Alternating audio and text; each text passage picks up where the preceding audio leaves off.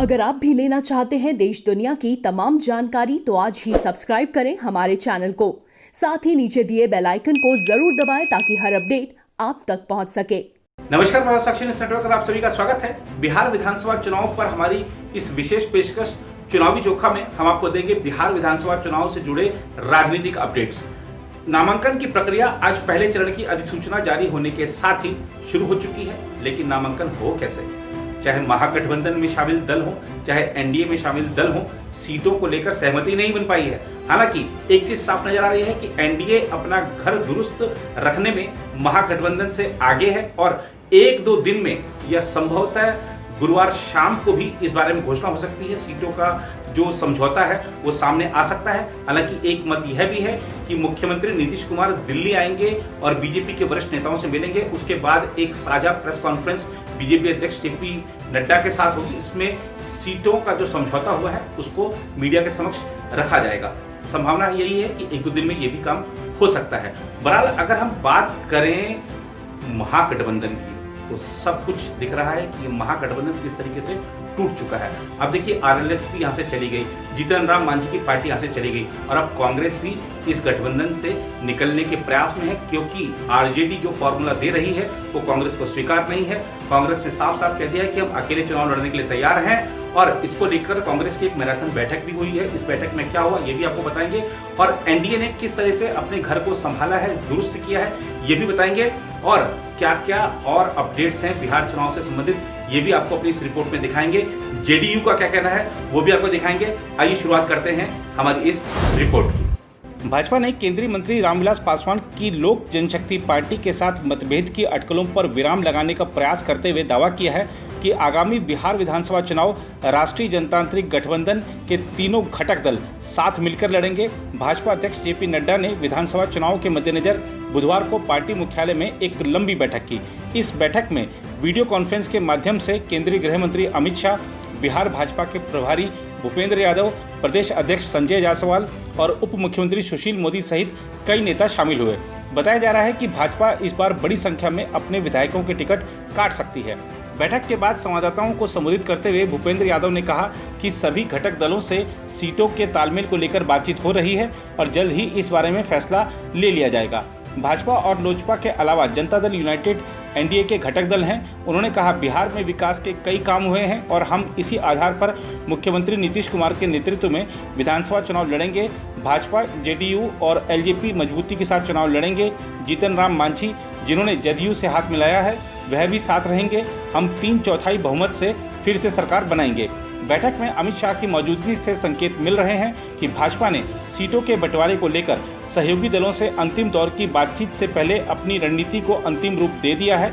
आधिकारिक सूत्रों की माने तो जल्द ही सीटों के बंटवारे की लेकर घोषणा की जाएगी और 4 या 5 अक्टूबर को पहले चरण के मतदान वाली सीटों पर उम्मीदवारों की घोषणा कर दी जाएगी।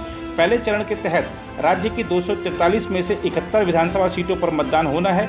इसके लिए नामांकन की प्रक्रिया गुरुवार को आरंभ हो गई है, जो 8 अक्टूबर तक चलेगी।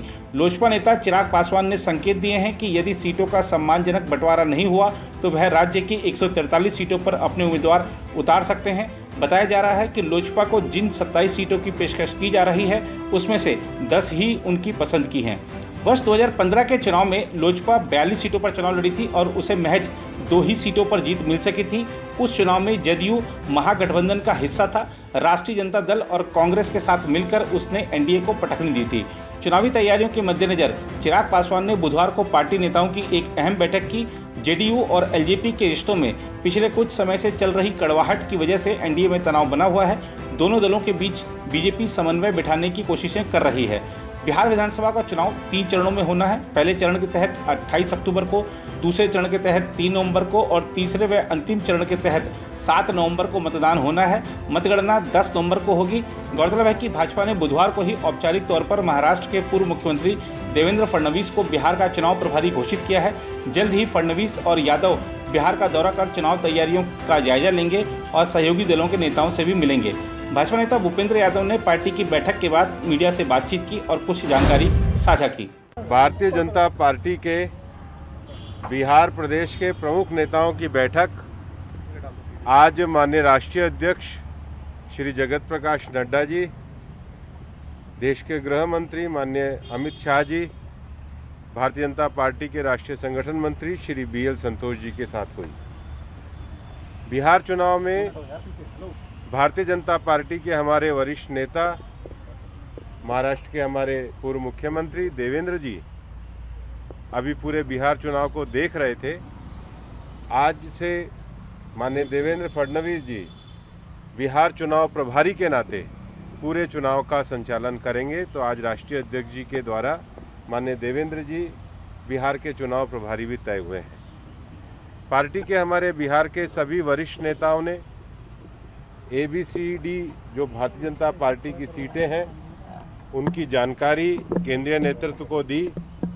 उसके साथ ही साथ केंद्रीय नेतृत्व को बिहार की राजनीतिक परिस्थिति और आने वाले चुनाव समय में जो चुनाव का कैंपेन सेमी वर्चुअल भी होने वाला है, चुनाव आयोग के जो निर्देश भी हुए हैं उसके आधार पर चुनाव के कैंपेन की जानकारी भी दी। प्रधानमंत्री नरेंद्र मोदी जी के नेतृत्व में जो गरीब कल्याणकारी सरकार केंद्र में चली है और उन्होंने जो विकास के कार्य बिहार में किए हैं उसको लेकर बिहार में NDA का गठबंधन मुख्यमंत्री नीतीश कुमार जी के नेतृत्व में मजबूती के साथ चुनाव में उतरेगा। पार्टी अध्यक्ष द्वारा पार्टी के वरिष्ठ नेताओं को गठबंधन के अपने सहयोगी दलों से बातचीत करने के लिए नामित किया है। हम आज और कल 2 दिनों में इस बातचीत की पूरी प्रक्रिया को पूरा करेंगे और बिहार में भारतीय जनता पार्टी, जदयू और लोजपा तीनों पार्टियां मिलकर के इस चुनाव को लड़ेंगे। उसके साथ ही जदयू के साथ जो उनके सहयोगी भी आए हैं, जितिन राम मांझी जी, उनकी पार्टी भी जदयू के साथ है और हम बिहार में पुनः एक बार NDA गठबंधन के साथ 3/4 बहुमत से चुनाव को विजय प्राप्त करेंगे। नीतीश जी उसके मुख्यमंत्री रहे। उधर कांग्रेस के वरिष्ठ नेताओं ने बिहार विधानसभा चुनाव के मद्देनजर बुधवार को बैठक की, जिसमें RJD के साथ सीटों के तालमेल और पार्टी के संभावित उम्मीदवारों को लेकर चर्चा की गई। इस बैठक में कांग्रेस के बिहार प्रभारी शक्ति सिंह गोहिल, स्क्रीनिंग कमेटी के प्रमुख अविनाश पांडे और सदस्य देवेंद्र यादव, बिहार प्रदेश कांग्रेस कमेटी के अध्यक्ष मदन मोहन झा और कई अन्य वरिष्ठ नेता शामिल हुए। बैठक में मौजूद रहे एक नेता ने बताया, बिहार में महागठबंधन के घटक दलों के बीच सीटों के तालमेल और विभिन्न सीटों पर संभावित उम्मीदवारों को लेकर चर्चा की गई। बिहार के नेताओं से इस संदर्भ में उनकी राय भी जानी गई। उन्होंने कहा, अगले 1-2 दिन में सीट बंटवारे पर अंतिम निर्णय हो सकता है। ऐसे में हम अपने उम्मीदवारों की सूची को अंतिम रूप दे देंगे। सूत्रों ने यह भी बताया कि बिहार को लेकर कांग्रेस की गुरुवार शाम एक और बैठक होगी, जिसमें राज्य के वरिष्ठ नेता शामिल होंगे। बैठक के बाद कांग्रेस नेता शक्ति सिंह गोहिल ने मीडिया से बातचीत भी की। हमारी ये पहले से मांग रही है कि जो लाइक माइंडेड पार्टीज है सभी को साथ मिलके, क्योंकि आवाम भी यही चाहता है, लाइक माइंडेड पार्टीज को साथ मिलके चुनाव लड़ना चाहिए और ये हमारी कोशिश रही है। हमारी ये भी कोशिश रही है कि बिहार में एक अच्छा विकल्प मिले। कल जो बयान आया RJD का वो थोड़ा ताजुब हमें भी हुआ था, क्योंकि अगर अलायंस पार्टनर में हम बात करते हैं तो कैमरे की आंख पे हम आपको ये करना वो करना नहीं करते हैं, हम लीडर टू लीडर बात करते हैं। और पहले जब एक पॉजिटिव बात एक नंबर की हो गई है और उसमें कोई एक आध सीट इधर उधर होती है तो लीडर टू लीडर बात होनी चाहिए। तो जो कल RJD के कुछ नेता का बयान आया वो सबको ताजुब वाला लगा था।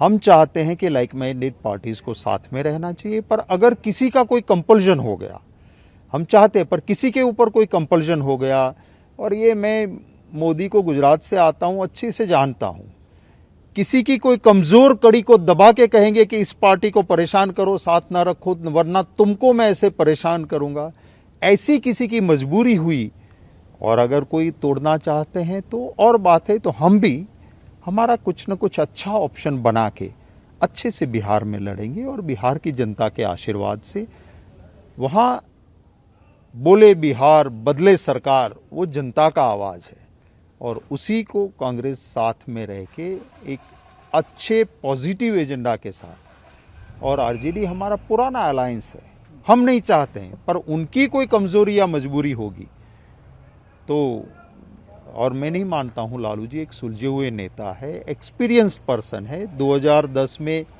2009 में कांग्रेस से अलग हुए, दोनों को नुकसान हुआ, पर आरजेडी को ज़्यादा नुकसान हुआ था। 2009 में आरजेडी के साथ अलायंस तोड़ दिया तो मेरे तो 2 MP जीतते थे, 2 MP जीते ही। 2010 में जो रिजल्ट आया वो सब सामने है।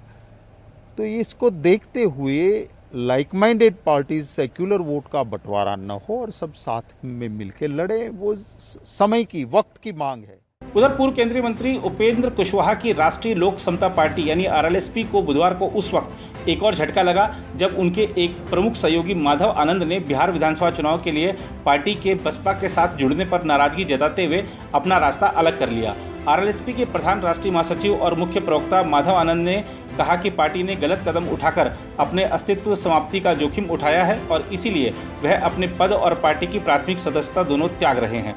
आनंद ने कहा, मैं किसी व्यक्तिगत कटुता के कारण नहीं जा रहा हूं। मैं 2017 में पार्टी में शामिल हुआ था और तब से इसे सींचने की कोशिश की है, लेकिन दुर्भाग्य से RLSP द्वारा चुना गया रास्ता ही इसे नाश कर देगा। मेरा उद्देश्य बिहार की राजनीति में बदलाव लाना है और ऐसी परिस्थितियों में इसे हासिल नहीं किया जा सकता। गौरतलब है कि विपक्षी महागठबंधन में क्षुब्ध चल रहे RLSP के राष्ट्रीय अध्यक्ष कुशवाहा ने बिहार में विधानसभा चुनाव के मद्देनजर मायावती की बहुजन समाज पार्टी और जनवादी सोशलिस्ट पार्टी के साथ मिलकर मंगलवार को एक नए मोर्चे के गठन की घोषणा की थी। आनंद ने सोमवार की रात RJD नेता तेजस्वी प्रसाद यादव से उनके आवास पर जाकर मुलाकात की थी। उसके बाद से ही उनके RLSP छोड़कर RJD में शामिल होने की अटकलें लगनी शुरू हो गई थी। इस मुलाकात के बारे में उन्होंने कहा था, लालू जी और उनके परिवार के साथ मेरे व्यक्तिगत संबंध हैं। तेजस्वी के साथ मेरी शिष्टाचार मुलाकात थी। मैं भविष्य के राजनीतिक कदम की घोषणा जल्द करूंगा। आनंद से पहले 28 सितंबर को RLSP के प्रदेश अध्यक्ष भूदेव चौधरी पाला बदलकर RJD में शामिल हो गए थे। उधर JDU का कहना है कि जनता का विश्वास नीतीश कुमार के नेतृत्व में बना हुआ है और NDA के बीच सीटों के बंटवारे को लेकर कोई समस्या नहीं है। JDU प्रवक्ता राजीव रंजन प्रसाद ने इस संबंध में एक बयान भी जारी किया। बिहार में कोई बड़ा उलटफेर संभव नहीं है। कोई नया गठबंधन बन जाए या उसे थर्ड फ्रंट कहें, फोर्थ फ्रंट कहें, जनता के बीच कोई स्वीकार्यता उनकी नहीं है। और जहां तक राष्ट्रीय जनतांत्रिक गठबंधन के सीटों के तालमेल का सवाल है,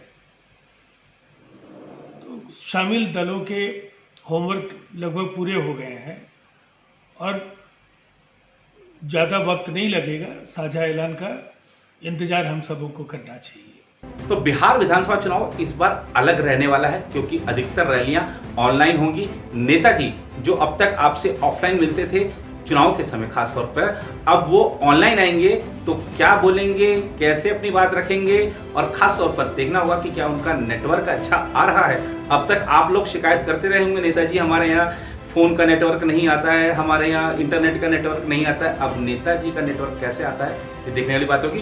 तो बिहार विधानसभा चुनाव से जुड़ी इस खास पेशकश में हमारे साथ रोजाना जुड़िए। हम आपके समक्ष रोज लेकर आएंगे बिहार विधानसभा चुनाव से संबंधित एकदम लेटेस्ट अपडेट्स।